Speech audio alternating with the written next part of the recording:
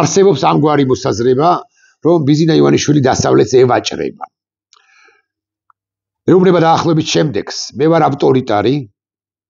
მე ვარ ასეთი როგორიც ვარ, ისეთი როგორიც ვარ, მე არ შევიცვლევი არას დიდებით და უნდა შემეგუოთ. უნდა შეეგუოთ იმას, რომ მე ვიყავი ვარ და ვიქნები ავტორიტარი. და თუ არ გინდათ რომ უარესი მიიღოთ ჩემი სახით, ანუ გავხდე დიქტატორი, მაშინ უნდა შემეგუოთ და უკლებლივ ყველაფერი, რასაც ვაკეთებ საქართველოში, ეს უნდა გაატაროთ, ეს უნდა მიიღოთ, ამას უნდა შეეგუოთ, ეს უნდა გაამართლოთ და ჩემთან უნდა გქონიოთ და სწორედ ჩემთან უნდა იქონიოთ ურთიერთობა. თუ ამას არ გააკეთებთ, ამ შემთხვევაში მე უარესების გაკეთებაც შემიძლია, უარესების ჩადენაც შემიძლია. მაგალითად შემიძლია აკრძალო პოლიტიკური პარტიები და აკი დაგვიანონს ეს კიდეც რომ პოლიტიკურ პარტიებს აკრძალავენ საკონსტიტუციო სასამართლოდ წოდებული ხუნტა ბანდის სინდიკატის მეშვეობით გამოყენებით. ასევე შემიძლია პოლიტიკოსებს, რომლებიც მე წინააღმდეგებიან, დავაბრალო არათუ რაღაც კომისიაზე გამოუცხადებლობა და ამის გამო 7 თუ 8 თვით გამოვკეტო ისინი, არამედ საერთოდაც საბოტაჟი, უცხო ქვეყნების აგენტობა,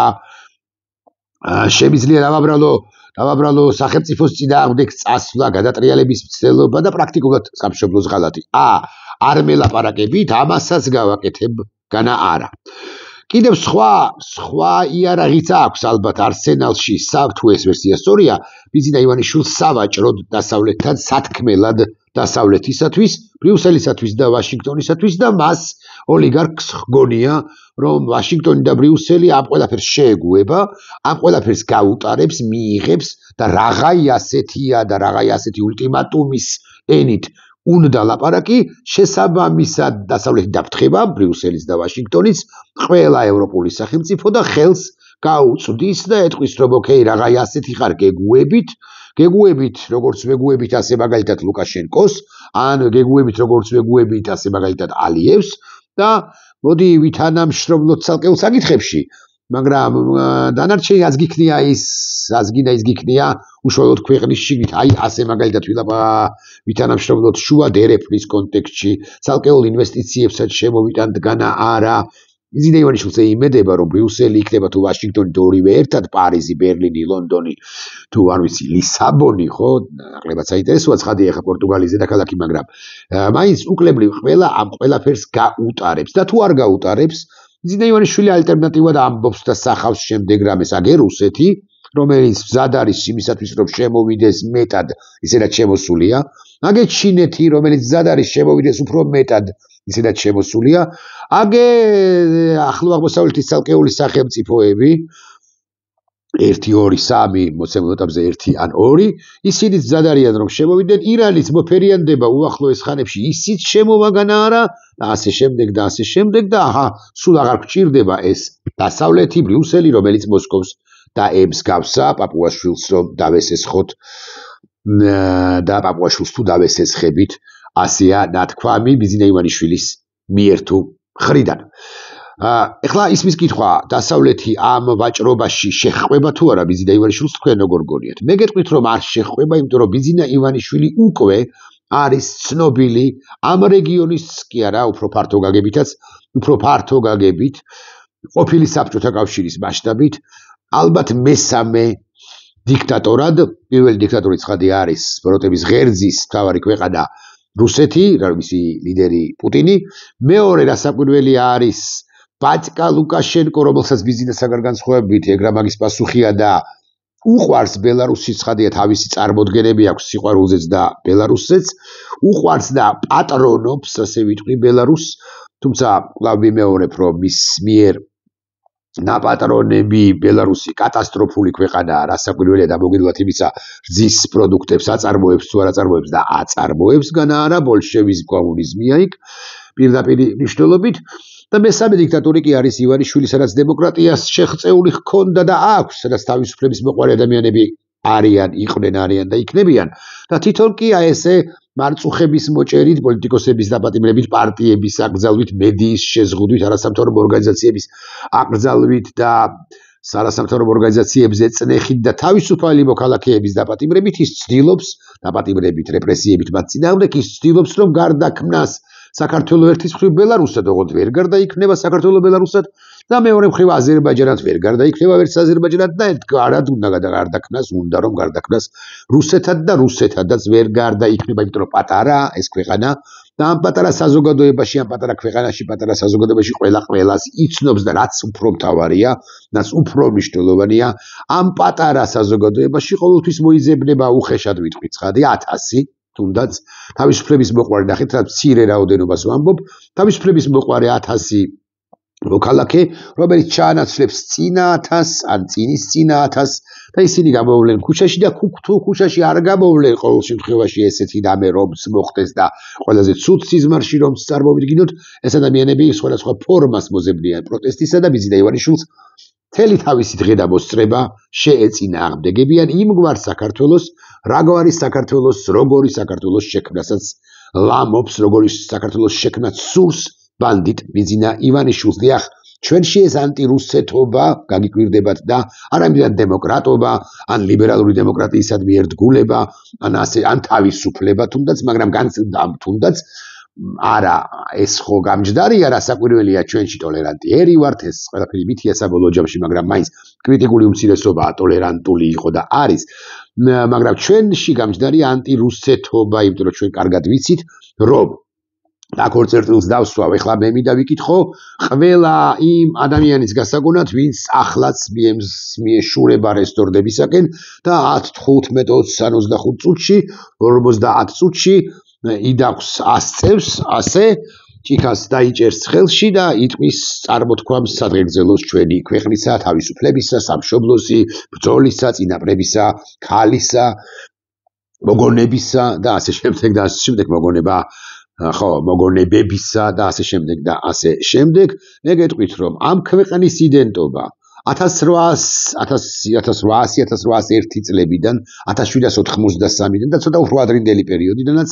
არის ანტირუსეთობა როგორც ასეთი. ამიტომ ყველა წარმოთქმული სადღეგრძელო საქართველოს იდეადეზე, საქართველოს ბრძოლაზე, საქართველოს თავისუფლებაზე და ასე შემდეგ ისტორიული კონტექსტის თანხლების გარეშე, ისტორიული პარალელების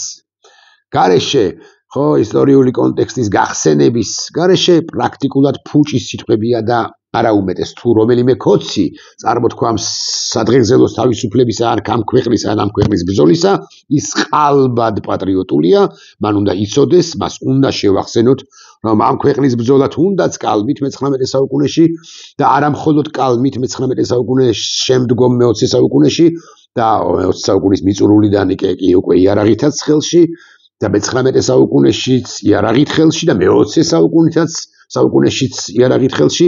არის ბრძოლა თავისუფლებისათვის. ეს არის ამ ქვეყნის იდენტობა და ანტირუსეთობა არის კიდევ ამ ქვეყნის იდენტობა. არ გვყავს ჩვენ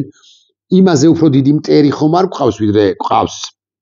რუსეთის სახით 1801 წლიდან არც ერთი სხვა ქვეყანა, თურქეთი, ირანი, ჩინეთი, ხატაეთი,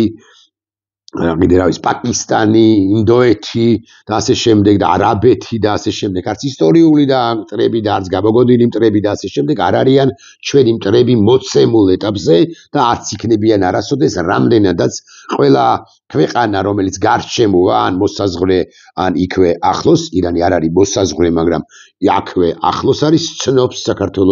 საქართველოს სუვერენიტეტს როგორც ასეთს. თურქეთი მოსაზღვრე ქვეყანაა და ცნობს საქართველოს სუვერენიტეტს როგორც ასეთს, არანაირ შემოჭრას არც ძალით და არც ირიბად და არც პირდაპირ და არც სხვაგვარად თურქეთი არ აპირებს, რაც არ უნდა აფრიალოთ ერდოღანის არასწორად წარმოთქმული და არასწორ კონტექსტში ჩასმული სიტყვები მესხეთზე თუ ასე შემდეგ. ასევე არ უნდა აფრიალოთ ერდოღანის სიტყვა წარმოთქმული თქმული ამ ბანდიტი ყაველაშვილისათვის თურქი მესხების დაბრუნების თაობაზე. დიახ, თურქეთი ერდოღანისა თუ მისი მემკვიდრისა არავითარ შემთხვევაში არ შემოარღვევს საქართველოს ტერიტორიულ მთლიანობას, მანამ აი ეს ხაზგასმით მინდა ვთქვა და ძალიან ხაზგასმით მინდა ვთქვა, მანამ სანამ აქ სრულ შემოსვლას არ არ დაიწყებს რუსეთი, აი თუ რუსეთი დაჯიჯგნის ქვეყანას ჩვენსაც ბუნებრივია თურქეთსაც გაუჩნდება უსამართლო, მაგრამ ერთგვარი პრეტენზიები, იმიტომ რომ საერთაშორისო სამართლის სუბიექტი თუ აღარ ახარ და რუსეთს მიაქვს პრაქტიკულად ყველაფერი ან დანარჩენი საქართველო და საქართველოს როგორც ქვეყანას აუქმებს, ბუნებრივია მარტო აჭარის ავტონომიური რესპუბლიკა ვერ დაერქმევა საქართველოს ვერ დაერქმევა აჭარის ავტონომიური რესპუბლიკა და თურქეთის იმას წაიღებს ამ შემთხვევაში. აქამდე ნეტავი არც მივიდეთ და ალბათ კი არა, ნამდვილად არ მივალთ და სანამ აქამდე მივალთ და არ მივალთ, თურქეთი იქნება ჩვენი პარტნიორი, ჩვენი მეგობარი, ჩვენი ტერიტორიული მთლიანობის უზრუნველყოფი და მაღიარებელი ქვეყანა, ეს რომ ვიცოდეთ, არც ერთი სხვა ქვეყანა არ არის ჩვენი მტერი, მით უფრო არ არის მტერი ევროპა, არ არის მტერი ევროკავშირი, არ არის მტერი შეერთებული შტატები, ახალი ზელანდია, ავსტრალია, ბრიტანეთი თუ კანადა, ასე მაგალითად, ჩვენი მტერი 1801 წლიდან მერქი აკითხარით არის რუსეთი, ვითომ ერთმორწმუნე, რეალურად კი შედი ერთმორწმუნეობა კი არა ერთმორწმუნეობა მასთან ერთმორწმუნეობა მის მიერ გამოყენებულია ჩვენს საწინააღმდეგოდ, ისიც თქვენ რომ 1811 წელს მან გააუქმა საქართველოს ავტოკეფალი, ანუ თქვა რომ შენო ჩემი ქვემდებარე ხარო, შენ აღარ ახარ ქრისტიანი დამოუკიდებლად, შენ ხარ ჩემზე დაქვემდებარებული წარმონაქმნიო ქვეყანასაც ვერ ვუწოდებ ცხადია მე-19 საუკუნეში არსებულ საქართველოს გუბერნია ხო გუბერნიები ხო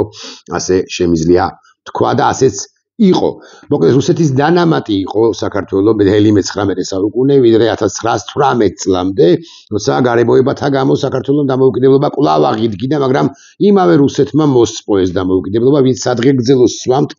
საქართველოსი და ბრძოლისა და თავისუფლებისა, ესეც უნდა აღნიშნოთ, რომ არავის არ უვნია ასე საქართველოსთვის, როგორც რუსეთმა გვააბნო მთელი მე-19, მთელი მე-20 საუკუნის განმავლობაში და 225 წელიწადია მინიმუმ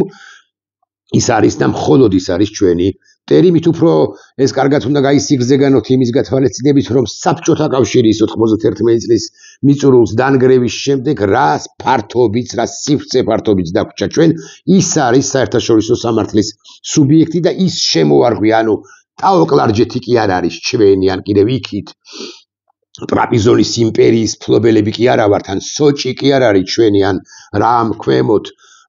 სამხრეთისკენ შედარებით, არამედ ის, რაც საბჭოთა კავშირის დანგრევის შემდეგ გვერგო კი არა დაგვრჩა,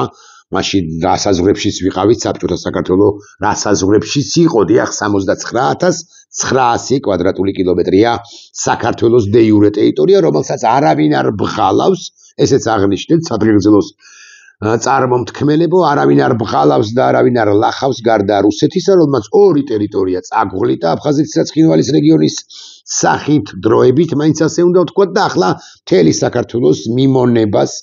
დაჩმორებას, წაღლეტვას, საქართველოს გრუზიად გარდაქმნასა და დესაქართლოიზაციას აპირებს ბიზინა ივანიშვილი ვიგინდარას გამოყენებით ვიგინდარასი. მერქი ამას რომ ვამბობ, აბსოლუტურად შეგნებულად ვამბობ, იმიტომ რომ ყველა ქართველი, ყველა ქართულგვარიანი, ვინც ემსახურება რუსეთს, ეს ვიგინდარა კიდე რბილად ნათქვამია, ვიგინდარა რუსია, ვიგინდარა ქართველია, ანუ რუსია, ანუ ოკუპანტია, ჩვენი ქვეყნისა ოკუპანტის ხელშემწყობიც, გაგიკვირდებათ და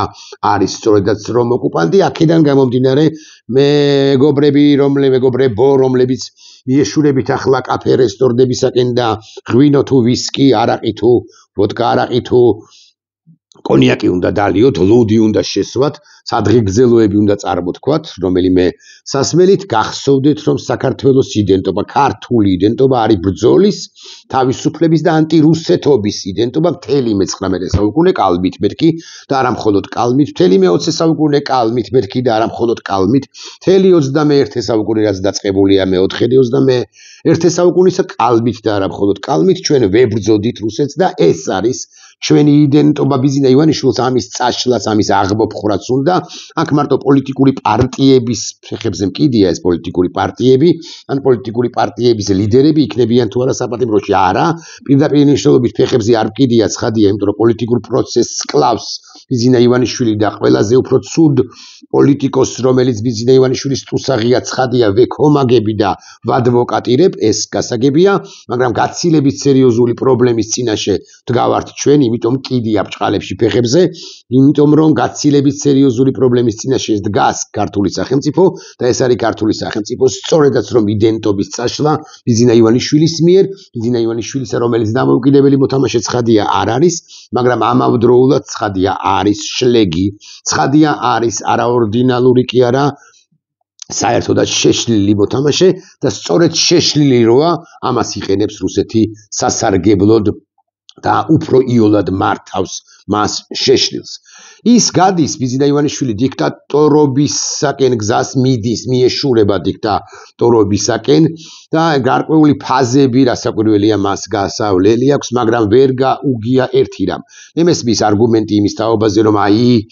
პროტესტი მოკვდება, როცა იქნება რუსთაველის პროტესტი, როცა იქნება გაილევა, იმიტომ რომ საზოგადოებას რესურსი არ ეყოფა, იმიტომ რომ 300, 500 თუ 2800 კაცს დაიჭერენ მეც მithქვამს, რაღა დაგიმალოთ, თითოეული ეს სიტყვა მეც წარმომithქვამს კერძო საუბრებში და არა მხოლოდ კერძო საუბრებში, შედარებით საჯარო სივრცეშიც, მაგრამ მეც და ნებისმიერი ჩვენგანი ცდება ორი მიმართულებით. პირველი, ამის თქმა არ შეიძლება საზოგადოებისათვის, რომელიც ერთი წელია ქუჩაში დგას, ეს ერთი და ეს საზოგადოება ერთმანეთს მხარსაც უმაგრებს და გულსაც და არ შეიძლება თქმა საზოგადოებისათვის, საზოგადოების იმ წევრებისათვის, რომლებიც ხვალ აპირებენ გამოსვლას, იმიტომ რომ თუ ეს აპრიორი მარცხდება და ჭკვიანური სახეებით ვიტყვით, ეს მოძრაობა თუ აპრიორი მარცხდება და ჭკვიანური სახეებით თუ ვიტყვით, რომ აზრი არ აქვს, ამ მოძრაობის ხვალგაგრძელებას, იმიტომ რომ ზეგის უთუოდ დაიღუპება, ხვალ დაიღუპება ამ შემთხვევაში, ანუ მოქალაქეები აღარ გავლენ ხვალაც. კი, ცხადია ვუტრირებ, როცა დროის გარემოებას ვახსენებ, ხვალ პირობითად და ზეგ პირობითად. და მეორე ფაქტორი, რის გამოც ამის თქმა არ შეიძლება, არის ის, რომ საზოგადოება, როგორც ჩვენ ვაქცევთ ყურადღებას და ობიექტურები უნდა ვიყოთ, საზოგადოებას ჯერაც ყოფნის რესურსი, რაც მთავარია, რესურსის ყოფნა, რესურსი რომ ყოფნის, ამაზე მთავარი არის ის, რომ საზოგადოებას არ აქვს სხვა არანაირი რესურსი კი არა იარაღი ბიზინა ივანიშვილის ხელში და თუ ამ იარაღსაც გააპუსწაკებ უკაცრავად სიტყვისთვის და ეტყვი რომ შენი იარაღი კი არის, მაგრამ რეალურად ის ვერ გაისვრის, შესაბამისად საზოგადოებას ერთგვარად გულიც უკვდება და ენთუზიაზმიც უქრება. ამიტომ ყველა საჯარო პირის ვალდებულება, მათ შორის ჩემიც, საჯარო სპიკერის ვალდებულება, თქვას შემდეგი ძახილის ნიშნიანი წინადადება. დიახ, გამოდით მეგობრებო, გამოდით მიუხედავად იმისა, რომ ხვალ ეს გამარჯვება არ დადგება. გამოდით და იყავით მშვიდობიანად, იდექით მშვიდობიანად. ნაკლები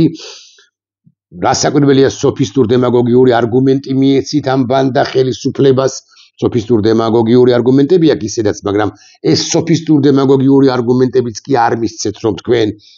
და გიჭირონ 1 წლით 2 წლით სისხლის სამართლებრივად და ასე შემდეგ, თუმცა ესენი ამათ ფეხებზე ჰკიდიათ ყველა არგუმენტი სამართლებრივი ცხადია. მოკლედ, იდექით მშვიდობიანად, არ მივცეთ მათ არაფრის თქმისა და ქმნის შესაძლებლობა, თუმცა მაინც იზამენ, მოკლედ არ ჩავლეწოთ ამა თუ იმ მაღაზიის ვიტრინები და არ ავიღოთ ქვები ხელში, თუმცა იმსახურებენ რასაკვირველია, მოკლედ მშვიდობიანად ვიდგეთ და მშვიდობიანი პროტესტი ძალიან გრძელვადიანი არა, საშუალოვადიანი, ამათ ყველას დაამარცხებს როცა იქნება. მე მესმის რომ ეს არის ძალიან რთული, მე მესმის რომ არგუმენტი რომ 3 თვეში თუ არა 5 თვეში მიილება პროტესტი ნაღდად არის გარკვეულწილად არგუმენტი, მაგრამ მე ამას ვერ ვეტყვი საზოგადოებას და ინდივიდებს, რომლებიც ამ საზოგადოებაში არიან, გამოდით და თუნდაც ეს 5 თვე იდექით, იმიტომ რომ ამ ხელისუფლება ბანდას პრაქტიკულად აღარ დარჩა აღარანაირი რესურსი ახალი ან სხვა რეპრესიების ჩართვისა, ოკეი, 15 დღეს გაზდის, 30 დღემდე, თუმცა ვერ გაზდის, იმიტომ რომ ადგილები არ აქვს საპატიმროებში, ეგრა მაგის პასუხია, 1 წელს გაზდის, 3 წლამდე შესაძლოა გაზარდოს, დაიჭერს კიდევ 700 კაცს, მაგრამ 700 მეერთე თუ 800 მეორე, თუ 900 მესამე, თუ 1000 მეოთხე, უთუოდ გამოვა ქუჩაში და ბიზინა ივანიშვილი რომელიღაც ეტაპზე თავის ბაშკაში შეიგნებს, ან შეაგნებინებენ მათ შორის მოსკოვიდან, რომ რაღა მავრმა ვერ შეასრულა დავალება ამ ზღრულ დრომდე, Moskva меняет стратегию против Грузии, цвლის სტრატეგიას საქართველოს წინააღმდეგ და ახლა ეს მავრი აღარ სჭირდება და მოსკოვი თანახმა რომ დაუთმოს არა ქართველ ხალხს, არამედ სხვაგვარად დაიწყოს ოპერირება ურთიერთობა ქართველ ხალხთან და სწორედ ეს იქნება შესაძლებლობის ამოსუნთქვის ის ფანჯარა მომენტუმი, როცა საზოგადოება უნდა ქვეყანა უნდა დაუსხლტეს რუსეთს, რომელიც ცოტა მოუშვებს მარწუხებს გარკვეული პერიოდის შემდეგ, როდესაც გასწირავს ბიზინა ივანიშვილს და უთუოდ გასწირავს, რომ ვიცოდეთ მოსკოვისთვის მუდმივი პარტნიორები არ არსებობენ, მოსკოვისთვის არსებობს ინტერესები და ბიზინა ივანიშვილის დროში არის მოსაზღვრული, რომ ვიცოდეთ ბიზინა ივანიშვილსაც ბევრი დრო იმისთვის, რომ ლოგინში ჩაუწვინოს რუსეთს საქართველო, ამისთვის მას ბევრი დრო არ აქვს, მას აქვს ეს დედლაინ-თაიმლაინები განსაზღვრული მოსკოვის მიერ, რუსულად ვიტყვი, дайте нам Грузию, ухешат до мая месяца, до июня, до сентября будущего года без пролонгации, ну ვეღარ გადაგივადებთო, ამას ეუბნება მოსკოვი დაახლოებით, ამას ეუბნება ბიზინა ივანიშვილი რუსს. ამიტომ სადღეგრძელოების წარმოსათქმელად რომ ემზადებით, ახლა კი გავიდა 20-25 წუთი, ასწიეთ ჩიქა თამამად, გაიხსენეთ ის კოცებს მიმართა უფრო, რომ ეს საქართველოს იდენტობა არის ბრძოლის და ანტირუსეთობის იდენტობა და ანტირუსეთობის იდენტობაზე ხაზგასმის გარეშე არანაირი სადღეგრძელო არ შეიძლება წარმოითქვას ამ ძალიან ძლიერ ხალხიან ქვეყანაში, თავისუფლებისთვის მებრძოლ ქვეყანაში და